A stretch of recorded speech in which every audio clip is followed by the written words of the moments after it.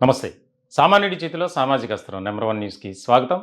Top news, top అనాలిసిస్‌కి స్వాగతం. నేను రవీంద్ర. ఆంధ్రప్రదేశ్ రాష్ట్ర రాజకీయాల్లో ఒక సువర్ణ అధ్యాయానికి తెర లేపబోతున్నారా జన సైనికులు అంటే యెస్. అవుననే సమాధానం బాగా వినిపిస్తుంది.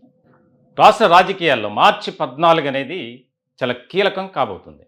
మరికొద్ది గంటల్లోనే ప్లీనరీ సమావేశం స్టార్ట్ కాబోతుంది.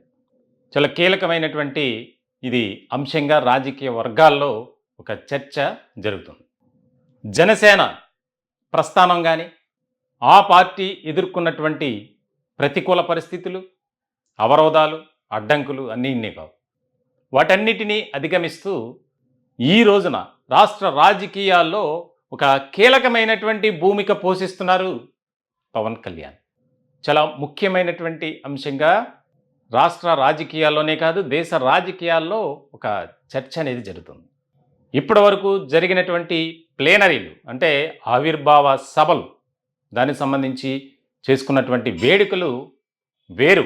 ఇప్పుడు జరిగేటువంటి ఈ చిత్రాడలో జరిగే సభ ఏదైతే ఉందో అత్యంత ప్రాధాన్యత సంతరించుకోబోతుందా అంటే ఎస్, అవుననే అంటున్నారు. ముఖ్యంగా పార్టీ ఏర్పాటు చేసిన తర్వాత పార్టీలో ఏర్పడినటువంటి పరిస్థితులు, వచ్చినటువంటి ఇబ్బందులు, కష్టాలు, నష్టాలు అన్నిటినీ ఓవర్కమ్ చేసుకుంటూ పవన్ కళ్యాణ్ ఈ రోజున రాష్ట్ర రాజకీయాలను శాసించే స్థాయికి ఎదిగారు. దీని వెనుక ఎన్నో ఇబ్బందులు, మరెన్నో అవమానాలు, చేత్కారాలు ఎన్నో అనుభవించారు. అయినప్పటికీ కూడా ఎప్పుడూ వెనుకడుగు వేయలేదు పవన్ కళ్యాణ్. సొంత సామాజిక వర్గంలోని ముఖ్యమైనటువంటి వ్యక్తులే ఆయన వైఖరిపై రకరకాలుగా మాట్లాడారు. పవన్ కళ్యాణ్ అనే వ్యక్తి అమ్ముడు పోయాడు, ప్యాకేజ్ స్టార్ అని రకరకాలుగా. అయినా సరే ఎప్పుడూ కూడా పవన్ కళ్యాణ్ తాను ఎంచుకున్నటువంటి మార్గం ఏదైతే ఉందో ఆ మార్గానికి అనుగుణంగానే వెళ్ళారు తప్ప ఎప్పుడూ నిరాశ నిస్పృహకు లోనవలేదు. ఇటువంటి సందర్భంలో 10 ఏళ్ల ప్రస్థానం గడుస్తూ వస్తుంది. 2024 ఎన్నికల్లో ఆంధ్రప్రదేశ్ రాష్ట్ర రాజకీయాల్లో జనసేన సాధించినటువంటి స్ట్రైక్ రేట్ ఏదైతే ఉందో 21 అసెంబ్లీ స్థానాలకు సంబంధించి 21 కూడా గెలుచుకుంది. 2 పార్లమెంటు స్థానాల్లో విజయకేతనం ఎగురవేసింది జనసేన. దేశ రాజకీయాల్లోనే తొలిసారిగా 100% స్ట్రైక్ రేట్ సాధించినటువంటి ప్రాంతీయ పార్టీగా జనసేన ఆవిర్భవించింది. ఇటువంటి సందర్భంలో జాతీయ రాజకీయాల్లో చక్రం తిప్పబోతున్నారు పవన్ కళ్యాణ్ అనేది ఎంత వాస్తవమో ఇప్పుడు జరిగేటువంటి ప్లేనరీ కోసం ప్రతి ఒక్కరూ వెయిట్ చేస్తున్నారు. చాలా కీలకమైనటువంటి అంశంగా జనసేన దీనిపై చర్చించుకుంటుంది. కేవలం జనసేనే కాదు, రాష్ట్ర రాజకీయ వర్గాల్లో ఒక రకమైనటువంటి చర్చ జరుగుతుంది. ఎన్నో రకాల నిందలు, ఎన్నో రకాల అవమానాలు, అపజయాలు అన్నిటినీ తట్టుకొని ఎదురీదుతూ ఈ స్థాయికి వచ్చినటువంటి పవన్ కళ్యాణ్ చిత్రాడలో జరిగేటువంటి ఈ ఆవిర్భావ సభ అనేది రాష్ట్ర రాజకీయాల్లో ఒక చరిత్ర సృష్టించబోతుంది. దేశ రాజకీయాలపై చిత్రాడ ప్లేనరీ ప్రభావం చూపించబోతుంది అని మనం ఒప్పుకొని తీరాలి. దీనికి సంబంధించి ఘనంగా ఏర్పాట్లు చేశారు. ఎక్కడా కూడా ఎవ్వరికి ఎలాంటి ఇబ్బందులు కానీ, అడ్డంకులు కానీ, కష్టం కానీ, నష్టం కానీ జరగకుండా జన సైనికులు స్వచ్ఛందంగా వాలంటీర్లుగా సేవ చేయటానికి 4 రోజుల క్రిందటే అక్కడికి చేరుకున్నారు. దీన్ని ప్రభుత్వం కూడా ఒక రకంగా చెప్పాలంటే ఫోకస్ పెట్టింది. కూటమిలో తెలుగుదేశం పార్టీ, జనసేన, భారతీయ జనతా పార్టీ 3 పార్టీలు కూడా మిత్రపక్షాలు. వైఎస్ఆర్సీపీకి చెక్ పెట్టినటువంటి కూటమి నేతలు రాష్ట్రంలో ప్రభుత్వాన్ని ఏర్పాటు చేసింది. ఇలాంటి తరుణంలో కూటమి నేతలు కూడా ఈ చిత్రాడ ప్లేనరీ వైపే చూస్తున్నారట. చాలా కీలకమైనటువంటి అంశంగా దీన్ని ప్రజల్లో కానీ, రాజకీయ వర్గాల్లో కానీ ఒక చర్చ జరుగుతుంది. పవన్ కళ్యాణ్ ఏం మాట్లాడబోతున్నారు, ఆయన ఏ రకమైనటువంటి దిశానిర్దేశం ఇవ్వబోతున్నారు అనేది ఇక్కడ చాలా కీలకంగా మారినటువంటి అంశం.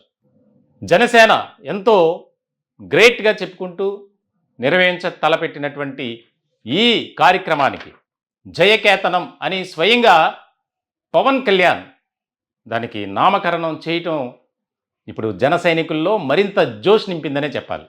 మనం స్క్రీన్ మీద చూస్తున్నాం పోస్టర్ జయకేతనం. సాహసించాం, సంగ్రమించాం, సంభ్రమించే విజయం సాధించాం. రండి పొంగే కెరటాల్లా ఉత్సవం చేసుకుందాం. పిఠాపురం మధ్యాహ్నం 3 గంటలకు. అంటే ఈ విజయోత్సవ సభకు జయకేతనం అని పేరు పెట్టడం వెనుక చాలా ఆంతర్యం ఉంది. పడినటువంటి కష్టాలు, ఎన్నో ఇబ్బందులు, అవమానకరమైనటువంటి పరిస్థితులు, వీటన్నిటినీ తట్టుకుని ఈ రోజున రాష్ట్ర రాజకీయాల్లో ఒక సువర్ణ అధ్యాయం లిఖించారనే చెప్పాలి పవన్ కళ్యాణ్. దేశ రాజకీయాల్లో ప్రభావం చూపబోతున్నారా పవన్ కళ్యాణ్ అంటే దేశవ్యాప్తంగా అవును నిజమే అనిపిస్తుంది అనే చర్చ జరుగుతుంది.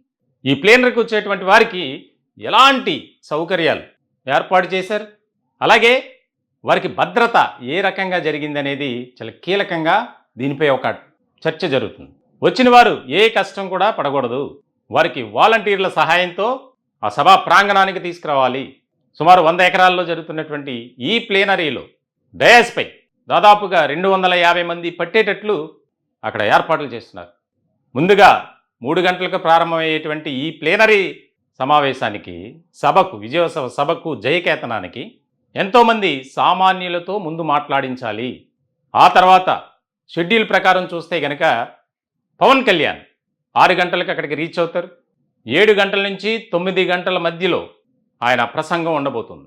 ముందుగా సాంస్కృతిక కార్యక్రమాలు, కని విని ఎరుగినటువంటి రీతిలో ఆయా ప్రాంతాల నుంచి వచ్చినటువంటి సాంస్కృతిక బృందాలు, ముఖ్యంగా జనసేనకు ఒక కల్చరల్ విభాగం ఉంది. ఆ విభాగం నుంచి వస్తున్నటువంటి ప్రత్యేకమైనటువంటి కళాకారులు అక్కడ కళారూపాలను ప్రదర్శించే అవకాశాలు కనిపిస్తున్నాయి. అలాగే మెడికల్ క్యాంపులు, స్వచ్ఛందంగా జనసేన పార్టీలో ఉన్నటువంటి, ఆ పార్టీని అభిమానించి పవన్ కళ్యాణ్ను ఇష్టంగా చూసుకునేటువంటి కొంతమంది వైద్యులు స్వచ్ఛందంగా మేము మెడికల్ క్యాంప్స్ ఏర్పాటు చేస్తామని, అలాగే అంబులెన్స్, అక్కడ ఆహారపు సంబంధించినటువంటి విషయాల్లో దాదాపుగా 500 వెరైటీలతో ఫుడ్, అలాగే ఎండ తీవ్రత ఎక్కువగా ఉంటున్నటువంటి నేపథ్యంలో ఎవ్వరు కూడా అలసట చెందకూడదు అనే ఒక మంచి సదుద్దేశంతో వారికి మజ్జిగ, వాటర్, అలాగే ఫ్రూట్స్ కూడా చాలా కీలకంగా నిర్ణయం తీసుకున్నారు. ఇప్పటికే దీనికి సంబంధించి నాదెండ్ల మనోహర్ ఆధ్వర్యంలో ఆయన ఒక మంత్రిగా, జనసేన పార్టీలో కీలకమైనటువంటి వ్యక్తిగా ఆ కార్యక్రమాలని చూసుకుంటూ వస్తున్నారు. ప్రతిదానికి ఒక్కొక్క కమిటీని ఏర్పాటు చేశారు. క్రౌడ్ మేనేజ్మెంట్ కానీ, ఫుడ్ కమిటీ కానీ, ప్రతి ఒక్కొక్క కమిటీలో వారు చేయాల్సినటువంటి పనులు, దిశానిర్దేశం, ఎక్కడా కూడా మిస్ మ్యాచ్ అవ్వకూడదు, ఒకరి విభాగంలో మరొకరు వెళ్ళకూడదు అన్న ఉద్దేశంతో ఎక్కడికక్కడే దానికి సంబంధించి ఎప్పటికప్పుడు కాకినాడలో ఏర్పాటు చేసినటువంటి కంట్రోల్ రూమ్ ద్వారా అక్కడి నుంచి పర్యవేక్షిస్తున్నారు ముఖ్యమైనటువంటి నేతలు. ఎందుకంటే ప్రపంచవ్యాప్తంగానే ఇది ఒక గుర్తింపు పొందేటువంటి విధంగా రాబోతుంది, జరగబోతుంది. దేశ రాజకీయాల్లో ఒక కీలకమైనటువంటి ఒక సభగా మిగిలిపోవాలి. ఇతర పార్టీలు ఎవరైనా ఇలాంటి సమావేశాలు ఏర్పాటు చేస్తే జన సమీకరణ కోసం ప్రత్యేకమైనటువంటి వాహనాలు, కానీ ఇప్పుడు 175 నియోజకవర్గాల నుంచి స్వచ్ఛందంగా రావటానికి ఇష్టపడ్డారు. వారి అంటే సొంత ఖర్చులతో 3 ప్రధాన ముఖద్వారాలు ఏర్పాటు చేశారు. వారికి విశేష సేవలు అందించినటువంటి వారి పేర్లు పెట్టారు. చాలా కీలకమైనటువంటి అంశంగా ఇది ఒక చర్చ జరుగుతుంది రాష్ట్ర రాజకీయాల్లో.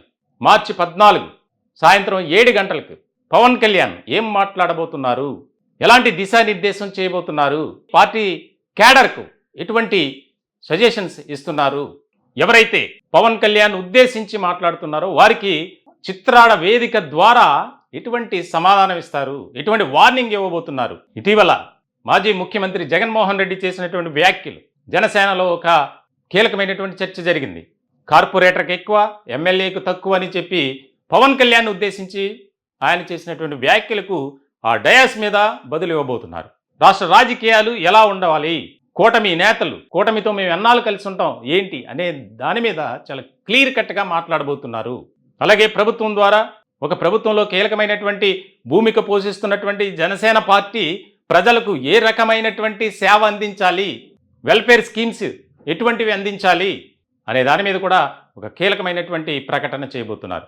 మొత్తానికైతే ఏదైతే ఈ ప్లేనరీకి స్వయంగా పవన్ కళ్యాణ్ ఆయన నామకరణం చేసినట్లు జయకేతనం, దీనికి సంబంధించి చాలా ఆసక్తికరమైనటువంటి చర్చ జరుగుతుంది.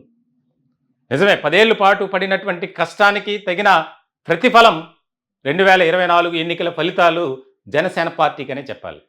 ఒక రకంగా ఆవిర్భావ సభతో పాటు విజయోత్సవ సభగా మనం చూడాలి. దీన్ని ప్రతి ఒక్కరూ హైలైట్ చేసే విధంగా ఇప్పటికే జన సైనికులు ఆయా గ్రూపుల్లో చేస్తున్నటువంటి ప్రచారం కానీ, దూర ప్రాంతాల నుంచి ఇప్పటికే పిఠాపురం చేరుకోవడం కానీ, ప్రాంతాల్లో ఎక్కడా కూడా లాడ్జెస్ కానీ ఏవి కూడా ఖాళీ లేవట. ముఖ్యంగా 2000 మంది పోలీసులతో ప్రత్యేకమైనటువంటి బందోబస్తు, సీసీ కెమెరాలతో ఎప్పటికప్పుడు నిఘా, పోలీస్ కంట్రోల్ రూమ్లో, అలాగే జన సైనికులు దాదాపుగా 5000 మంది వాలంటీర్లు అక్కడ సర్వీస్ చేయబోతున్నారు. ఎక్కడా కూడా ఎవ్వరికి ఎలాంటి ఇబ్బందులు తలెత్తకుండా చాలా స్ట్రాంగ్గా కట్టుదిట్టమైనటువంటి ఏర్పాట్లు చేశారు. మొత్తానికైతే ఇది జనసేన పార్టీకు ఒక కీలకమైనటువంటి రోజుగా మార్చి 14, 2025 మారబోతుంది, మిగులుతుంది. ఎందుకనంటే రానున్నటువంటి రోజుల్లో రాష్ట్ర రాజకీయాల్లో జనసేన అనేది చాలా కీలకమైనటువంటి పార్టీగా ఉండబోతుంది అనేది మాత్రం వాస్తవం అనే చర్చ రాజకీయ వర్గాల్లో జరుగుతుంది. దానికి సంబంధించి పవన్ కళ్యాణ్ ఏం మాట్లాడతారు, ఎటువంటి దిశానిర్దేశం చేస్తారు, జనసేన పార్టీ గురించి అలాగే పవన్ కళ్యాణ్ గురించి మాట్లాడుతున్నటువంటి ఇతర పార్టీ నాయకులకు ఎటువంటి కౌంటర్ ఇస్తారు, ఎటువంటి సమాధానం ఇస్తారు అనేది ఇక్కడ చాలా కీలకంగా మారినటువంటి అంశం. మొత్తానికైతే చిత్రాడలో ఇప్పటి వరకు ఎప్పుడు చూడని విధంగా ఒక సభ అయితే జరగబోతుంది. దానికి జయకేతనం ఏ రకమైనటువంటి సక్సెస్ అవుతుందో మనం మరికొద్ది గంటల్లోనే చూడబోతున్నాం. ఈ టాపిక్పై మీ విలువైనటువంటి అభిప్రాయాలు, సలహాలు, సూచనలు కామెంట్ రూపంలో తెలియజేయండి. దయచేసి మా ఛానల్ని సబ్స్క్రైబ్ చేయండి. Thank you.